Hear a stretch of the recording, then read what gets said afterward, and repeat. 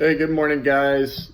I am back. It has been a little bit since I shot a video. Had a lot going on. I technically have about 3 businesses right now, and in the process of selling one, and it is going through today. That has taken a lot of my time and has made a lot of distractions recently. That is our coffee business, and that should be selling today at 11 a.m. So I'm very excited about that because then I can focus on the other 2 that are somewhat related. So that's what's been going on. I apologize. I'm hoping to make probably 3 videos today to do some catch up because there are some topics I definitely want to discuss. This one was the most urgent. I actually just got off the phone or texting with one of my YouTube followers on bulk questions, and I'm glad we talked because I needed to basically, not set him straight, but I needed to tell him realistic expectations and kind of go over, my path to getting to here. It's not overnight. I know it seems like it was because it was pretty short. I mean, I'm in month 8 now. But it took me 6 months to get to a warehouse. So, he's really good guy, super excited to get started. Definitely seems like he's motivated and is a risk taker, and that's all good. But I just wanted to, I wanted to tell him the real deal, and you guys too, for all you that are interested in doing this as well.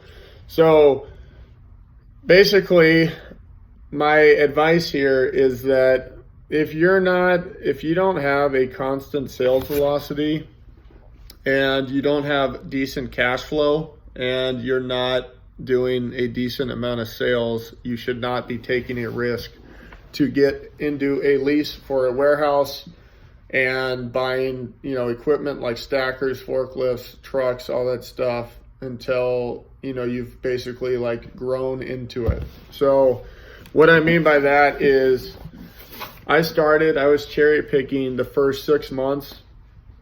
I guess the first probably 4 or 5 months. And then I went over to bulk, and I was doing that all in my parents' garage, or not my parents' garage, my garage.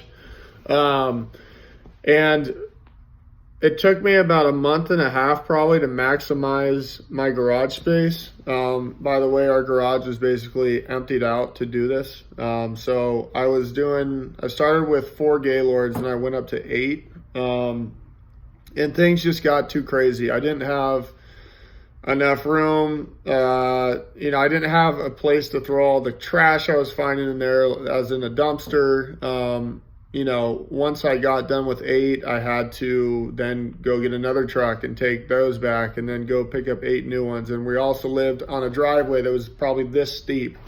So, the truck, even when I tried to back the truck up, it was scratching and, messing up our driveway. So where I'm going with all this is I maximized our garage space, and I did that, ramped up our inventory and sales before I even thought about going to a warehouse. I'm trying to kind of jog my memory here and give you the specifics. I believe, and this could be a little different, but it's close. I believe when I left our garage and moved over to a warehouse, I had about 1,800 units that were active. And my month wrap up for that July, end of July, was 600 books sold and 9,248 in sales. So, obviously I had velocity going. I saw how quickly things were growing. That was great. I also had received the buy box the prior month. So I knew there was some definite upside there, and I was very optimistic looking at the numbers. So that's why I took the plunge. And I've said this before in other videos. My wife and I are very financially secure. We have plenty of money in the bank. She still works full time. I had saved a ton from my previous job. Everything we buy is in cash. So I'm in a different situation than most people. And if you're, looking at this business and you're like, oh, screw it, I'll just throw everything on credit cards and get a line of credit and all that, that's not good. I think that you're going to be shooting yourself in the foot. The book game and RA in general, retail arbitrage, is all about front loading product. You have to invest up front to have opportunity and income and profit down the road. So all the work you're doing now, you're not going to see anything until down the road, months later. Let me fast forward here. We got into the warehouse. I had about 1,800 units. The last 2 months, I guess it's been technically 3, I've taken our inventory from 1,800 units to now we're going to hit like 8,000 active units in just 3 months. And that's including sell-through of over 1,000 books every month or more, those last 3 months. So I've grown our inventory, something like 11 to 12,000 books in 3 months, because we're sending out about a pallet to a pallet and a half a week. Yes, some weeks it's 2 pallets. But, back to the point, all this was done. We maximized everything. We maxed out my freaking car. We loaded every book we could, and then I was sending them in the living room. Then we're like, you know what, let's move this to the garage. We need more space. So then we moved it to the garage, and we maxed out the garage.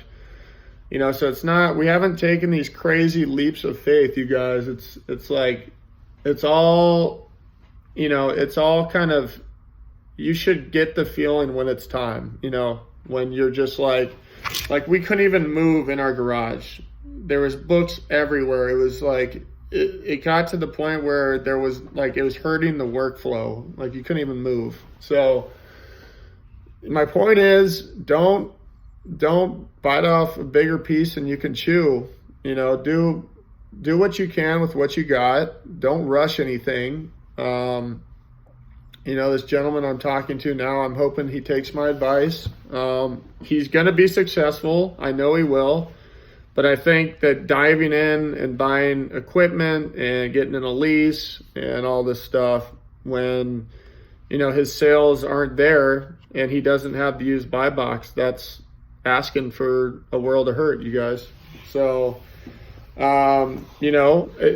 there's so many like things that are unforeseen. Like, who knows if, he has a source lined up, but what if that source all of a sudden's like, hey, yeah, we don't have any more for you. Like once he gets his warehouse, like, oops, and then it's like, well, then he could cherry pick, but then what's the point of having a warehouse? You don't need a warehouse if you're cherry picking. So just something to think about, you guys. Don't rush ahead. Do what, control what you can control. I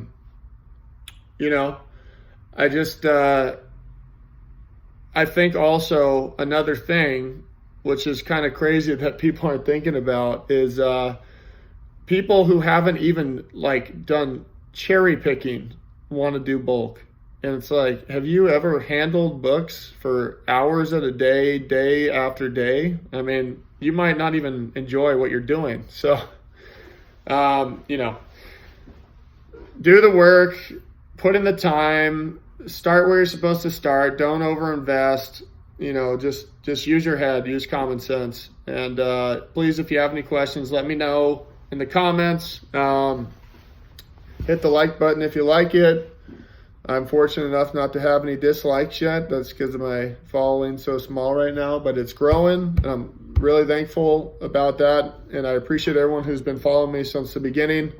And I promise to be more, consistent with content coming out. With that being said, I don't want to put out a bunch of crap that has no value. I'm trying to actually do videos that, have some substance to them. So Thanks for watching, guys. Subscribe if you're not subscribed, and I will do my best to give you guys value bombs all the time.